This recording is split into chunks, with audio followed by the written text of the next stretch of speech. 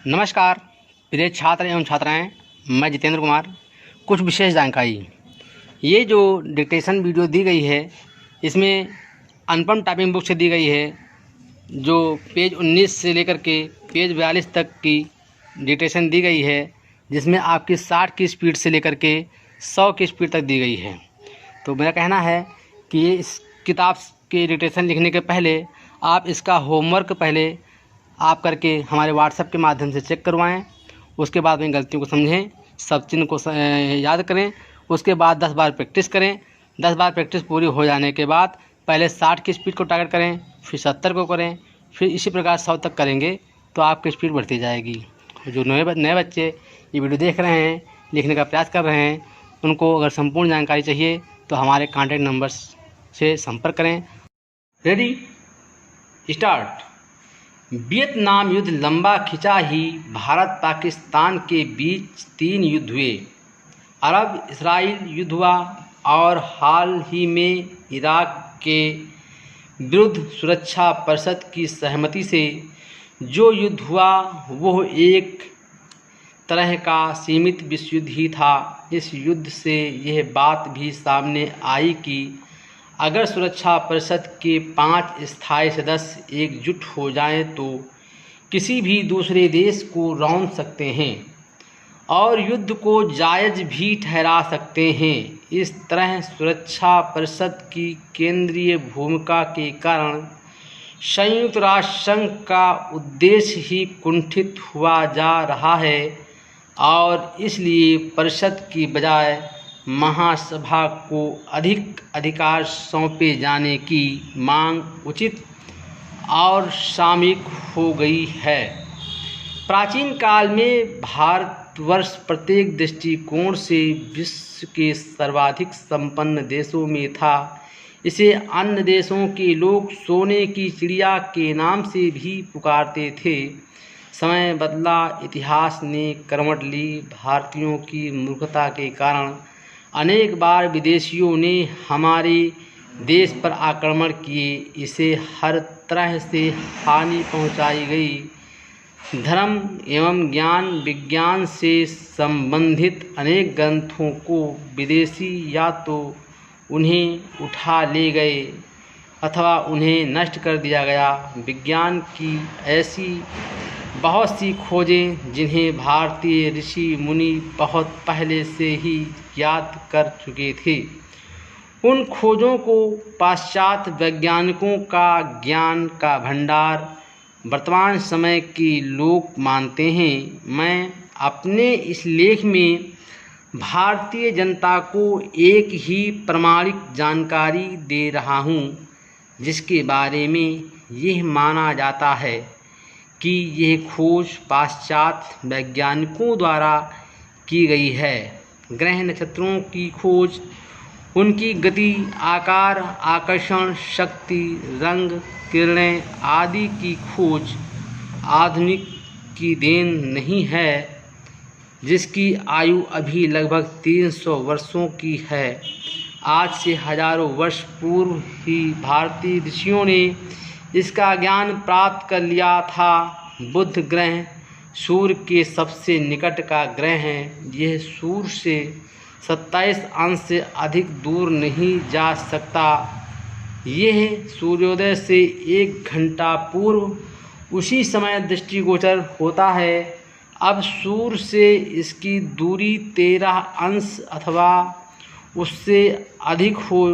आज के वैज्ञानिक अभी भी ये सोचकर चकित होते हैं कि किस प्रकार भारतीय ऋषियों ने केवल चर्म धातुओं द्वारा इस ग्रह की खोज की और इसे तारों में स्थान न देकर ग्रहों में स्थान दिया। ब्रह्मांड के ग्रहों, उपग्रहों, ध्रुव केतुओं, निहारिकाओं, आकाशगंगा आदि को देखकर मनुष्य के मन में इसके संबंध में जानने की जिज्ञासा अनादि समय से रही है। भारत इस दिशा में सदैव अग्रणी रहा है। यहाँ के ज्योतिर्विद और मनीषीगण बड़ी श्रम साधना और समर्पण के साथ रात्रि के अंधकार में आकाश में ज्योतिर्मान इन ज्योतिमय पिंडों के संबंध में सूक्ष्म बातों की जानकारी प्राप्त कर काल गणना का ज्ञान इन ज्योतिर्पिंडों की रूपरेखा एवं दूरी का मापन करने में सफल सिद्ध हुए। अतः यह कहना बिल्कुल गलत होगा कि सौर धब्बों की खोज गैलीलियो ने की।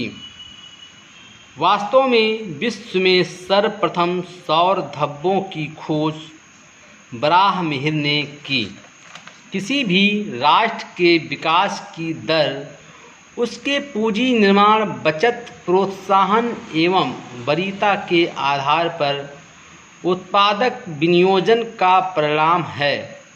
इस दृष्टि से यदि अब तक अर्जित की गई उपलब्धियों का विश्लेषण किया जाए तो सहज रूप से ज्ञात होगा कि इस दिशा में किए गए प्रयत्नों के मुख्य केंद्र बिंदु नगरीय क्षेत्र रहे हैं। ग्रामीण अंचल जहां इसका असीमित क्षेत्र है अब भी अपेक्षाकृत उपेक्षित है। इसमें दो राय नहीं कि सहकारी संस्थाएं इस राष्ट्र निर्माण के महत्वपूर्ण कार्य के लिए एक आदर्श एवं उपयुक्त अभिकरण है और इनका संस्थागत जाल भी पूरे प्रदेश में फैला हुआ है। फिर भी इस ओर नियोजित प्रयासों की कमी क्यों है, यह एक विचारणीय बिंदु है। सहकारिता का सर्वोपरि उद्देश्य मितव्ययता एवं बचत को प्रोत्साहन देना तथा बचतों को उत्पादन अवसर प्रदान करना है। परंतु जहाँ तक ग्रामीण बचतों को प्रोत्साहन एवं संकलन का प्रश्न है, आज की कार्य पद्धति में कदाचित इस कार्य पर संतुलित बल नहीं दिया जा रहा है।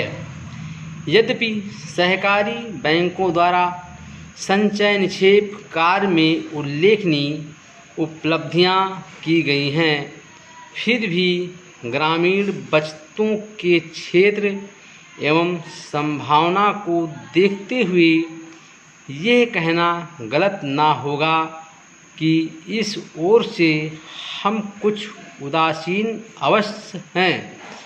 बचतों के संकलन एवं निक्षेप संचय के कार्य की आज की पद्धति का यदि हम विश्लेषण करें तो पाएंगे कि यह व्यवस्था ग्राहक जमाकर्ता के पहल पर आधारित है, जबकि इसे संस्थाओं के पहल पर आधारित होना चाहिए। यहाँ यह कहना स्वाभाविक होगा कि जमा राशि सहकारी ऋण संस्थाओं के लिए मुख्य आय स्रोत हैं और इस पर उनके आंतरिक साधनों की सुदृढ़ता एवं प्रबंध संचालक की सफलता निर्भर करती है। जिन संस्थानों की जमा राशि अच्छी होगी वे अपने सदस्यों की सेवा सरल एवं उदार शर्तों पर समय से करने में समर्थ होगी। किसी देश, राष्ट्र तथा समाज के विकास तथा समृद्धि में पत्रकारिता की अहम भूमिका होती है। उच्च स्तरीय पत्र तथा स्वस्थ पत्रकारिता किसी देश की धमनी होती है। जिसे प्रकार स्वस्थ शरीर में धमनियाँ रक्त संचार कर शरीर को स्फूर्ति प्रदान करती हैं। राष्ट्रीय एकता तथा सामाजिक सुधार व प्रगति जैसे कार्यों में स्वस्थ पत्रकारिता का उल्लेखनीय महत्व होता है। साहित्य समाज का दर्पण होता है, किंतु इस कथन का एक पहलू और भी है। जहाँ एक साहित्य समाज का दर्पण होता है, वहीं दूसरी तरफ साहित्य से नए समाज का निर्माण भी होता है। अर्थात साहित्य किसी देश की समृद्धि, व्यापार तथा सामाजिक व्यवस्थाओं को नई दिशा प्रदान करता है। बिना किसी साहित्य के किसी अच्छे समाज की कल्पना कोरी कल्पना ही सिद्ध होगी। Full stop.